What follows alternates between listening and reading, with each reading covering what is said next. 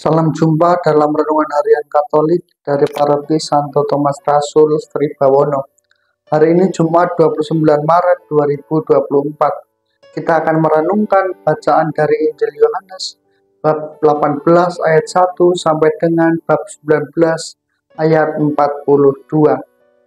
Saudara-saudari seiman, penderitaan selalu membawa kesengsaraan dan juga kita, terutama bagi banyak orang dan juga termasuk diri kita.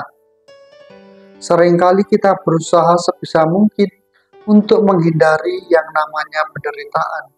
Kita selalu menginginkan kebahagiaan, sukacita, hidup damai, dan juga sejahtera dalam segala hal yang membuat diri kita nyaman serta kita tidak merasakan sengsara. Sikap yang demikian merupakan hal yang sangat wajar bagi kita sebagai manusia normal. Maka pertanyaan yang hendak kita renungkan dalam perjalanan hidup kita sehari-hari adalah, apakah penderitaan selalu dipandang dengan sikap demikian? Saudara-saudari seiman, pengenangan sengsara dan wafat Tuhan yang kita kenangkan pada hari ini kiranya membawa kita pada pandangan yang berbeda akan penderitaan. Penderitaan tidak selalu membawa kita pada kehancuran, kesengsaraan, dan juga terutama kematian.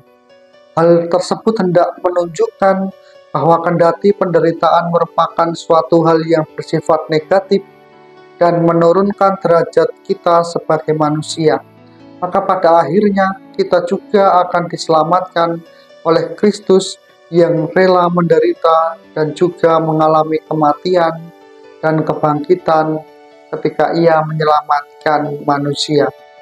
Saudara-saudari seiman, kisah sengsara dan wafat Tuhan pada hari ini kiranya membawa peneguhan bagi kita semua, bahwa diri kita yang mengalami penderitaan, kita akan diantar pada kehidupan abadi, pada kemenangan atas maut, yaitu berupa kehidupan kekal.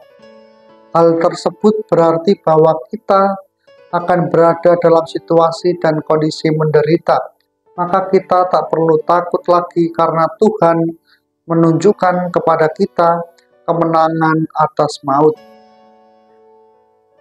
Kita hanya perlu semakin beriman kepada Tuhan dan senantiasa berharap bahwa Tuhan selalu bersama kita. Tuhan selalu menemani jalan kita dan Tuhan akan menyelamatkan kita dengan kuasa-Nya. Dengan kata lain, sekalipun kita berada dalam penderitaan, tetapi kita tidak akan benar-benar menderita karena Kristus ada bersama kita. Saudara-saudari seiman, dari kisah penderitaan dan kematian Yesus ini, kita belajar untuk menjalani hidup dengan kesabaran, ketulusan, dan keberanian.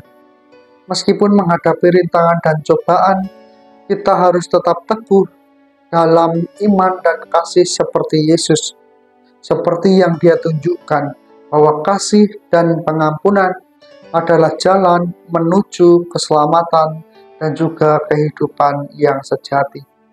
Saudara-saudari seiman, selain itu kisah penderitaan dan kematian Yesus Kristus dalam Injil Yohanes yang kita dengarkan pada hari ini memberi kita inspirasi dan kekuatan untuk menjalani hidup dengan penuh iman yang kokoh, kasih yang tulus, dan pengampunan yang besar. Kita dipanggil untuk mengikuti teladannya dalam segala hal dan menjalani hidup kita sebagai bukti cinta dan kasih-Nya kepada dunia. Kita dipanggil untuk ambil bagian dalam penderitaannya, untuk mengalami hidup kekal kelak ketika kita sudah bersatu dengan Allah. Ketika kita menjadi pribadi yang selalu dihina, dimarah dalam perjalanan hidup ini, bahkan mengalami penderitaan, kita diajak untuk senantiasa memandang salib Kristus dalam perjalanan hidup kita setiap hari. Salib Kristus akan memberikan peneguhan kepada kita. Memaafkan adalah cara terbaik untuk menghindari diri kita dari dosa-dosa yang akan kita alami. Memaafkan itu memang sulit untuk dipraktekkan, tetapi kita akan jauh mengalami kesulitan ketika kita hidup dalam perbudakan dosa. Maka saudara-saudari seiman, mari kita memandang salib Kristus, karena salib Kristus mendatangkan rahmat bagi kita, rahmat kekuatan, rahmat ketabahan, dan keteguhan dalam iman. Tuhan memberkati.